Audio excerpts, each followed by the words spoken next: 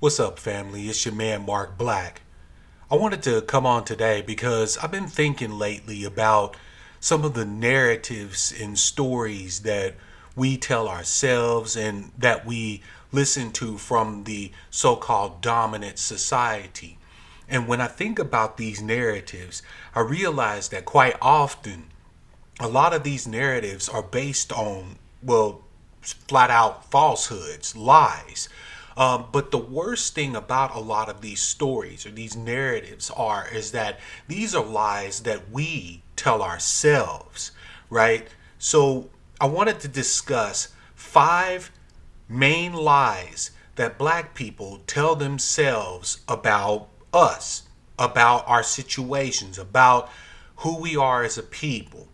Now, I'm not going to give these in any particular order, but I believe that each of these lies are primarily why we are where we are, right? So, to start off the list, number one is we're to blame for where we are today. That's the first lie. And it's a convincing one because you would think that having agency or the ability to act and do as you see fit is part of being a human being. However, nothing about our experience here in the wilds of the West has been in any way human or normal.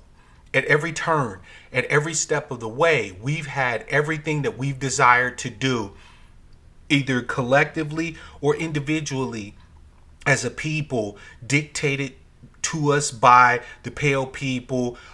We've been forced to act in a lot of ways that are counter to some of our most core ways of being as a people.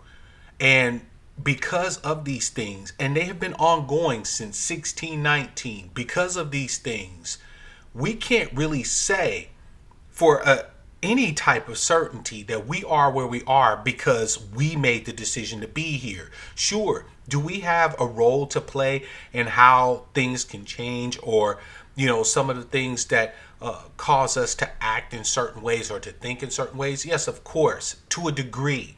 But as long as we live under the system of whiteism and the pale people are the ones basically dictating the terms, calling the shots, we can't really sit here and say that we're to blame for where we are as a people. It's just not true.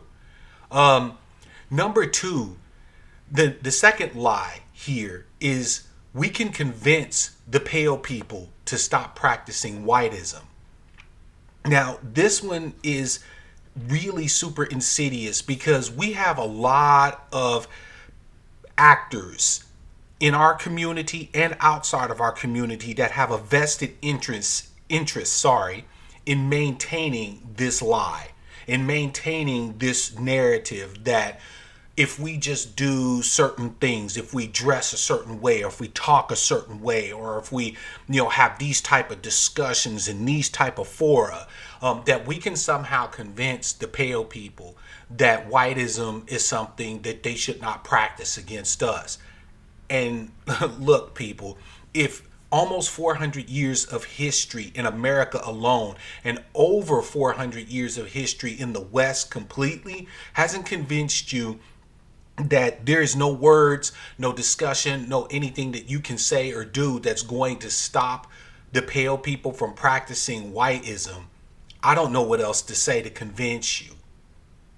The third lie that I've noticed, and this one is pervasive, it permeates almost the entirety of our entire people, both Africans in the homeland as well as here in the diaspora.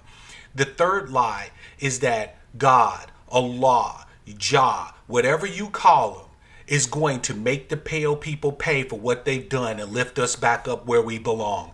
I can't think of a more insidious, stupid lie to continue to tell yourself than to say that God is going to intervene in some way, shape, or fashion. Now, I, being a Muslim myself, right, will not say that God cannot intervene. I am going to say, though, that I don't think we should be sitting around waiting for Allah to intervene, right? I'm just saying, God helps those who helps themselves, right? Get up off your ass and do something for your liberation, and God will back you. But to sit here and think that we can pray our way out of this situation or be holy, and thus God will deliver us, or we're the chosen Hebrew Israelite people, or I mean, really, people, this is a joke. And it's a stupid lie that we continue to tell ourselves that somehow or another God, after X number of years, centuries, decades, whatever, of suffering, is finally going to decide that we're worthy and then just come in and sweep the pale people away like dust in the wind, and we will get our due. It's bullshit, family. It's absolute bullshit. The fourth lie that I've noticed that we tend to tell ourselves is, I can escape whiteism by doing anything other than fighting the pale people. I've mentioned this before. Our relationship with the pale people is analogous to the relationship between two intimate partners, one of which is a batterer and the other one is the victim of the batterer. We make excuses for the pale people. We suck up the honeymoon periods, few and far between as they are, and we continue to allow the pale people to kick our asses, just like a battered, intimate partner relationship occurs, right? Now, at the end of the day, you are presented with two options if you are the victim of battery.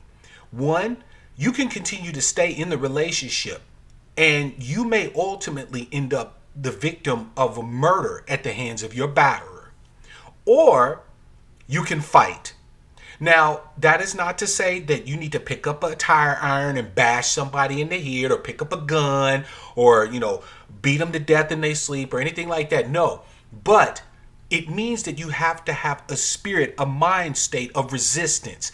Simply put, everything that batterer tries to do to affect you has to be stopped. Because after all the discussion, after all the gifts, after all of the honeymoon periods, after all of the bullshit passes, the batterer only understands one thing: force. You cannot talk your way out of it. You have to simply resist. If you can run, run. In other words, if you can go back to the motherland and try and escape whiteism, I'm down with you. Do it. Right? If you're going to stay here and fight the pigs, I'm down with that too. But we have to start inculcating a mindset of resistance and fighting, period. Every step of the way. We have to fight at every point of people activity, because we cannot escape this system no matter how far we run. We go back to the motherland, whiteism is practiced there too. The only way we are ever going to escape whiteism is to defeat them. And I mean, we literally have to stand up at every turn, at every point, with every effort and every resource and every arrow in our quiver to fight them. Otherwise, we're humped. It's as simple as that. The last lie that I want to discuss, and this one I think has been long overdue. The fifth lie is that I have to agree with my fellow Africans before I support them. There are many people who do various things, who talk, who write books, who give discussions and presentations and do lectures and have debates, many of which I do not fucking agree with. Absolutely, categorically, 100%, right down the line, simply cannot agree with. However, does this mean that they have said something or have proposed something that I will never agree with? No. And so the areas in which I agree with them, I am willing to support them and to work with them 100% right down the line. And the rest I have to set to the side. And if I'm able to address it, if I'm able to say, hey, brother or sister, king or queen, I don't agree with X. Maybe we should have a discussion about that or whatever. Fine. But If it's anything else, if there's one item that I can agree with them on, I'm going to work with them and I'm going to support them in their efforts, in their endeavors, in spite of my disagreements.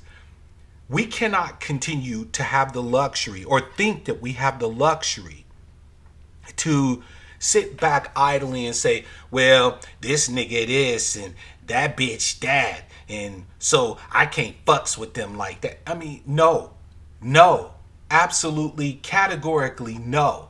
We don't have that luxury. We need every single one of us, every single one, whether we believe that we do or not. It's the truth. Every black life we leave behind is one more opportunity for the pale people to continue to dominate us. This is as simple as that. So think of every black life that you have some issue with, whether it's homosexuals, gay, lesbian, transgender, same gender loving folk, or whatever the case may be, right? Whether it's people of this particular religion, whether it's people of this particular social class or whatever. Think of all of those lives that you've discounted and that you said are not worth defending and not worth protecting and not worth supporting. And that is the measure of the continued domination that you will continue to experience under whiteism. Plain and simple. So there you have it, brothers and sisters, kings and queens, 5 lies that we tell ourselves. We are to blame for where we are today.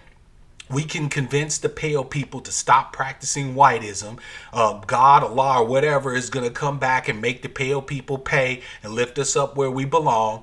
That we can escape whiteism by doing everything else other than fighting and resisting the pale people, and that we have to agree with each other 100% right down the line to support each other.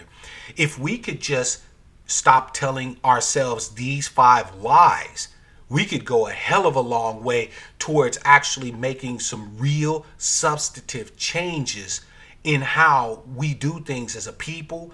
And not only that, but we could make some serious steps towards combating and getting rid of the effects of whiteism over our people. It's as simple as that, family. So this is your man, Mark Black. Until next time, love, peace, prosperity, and power. Real power to my people.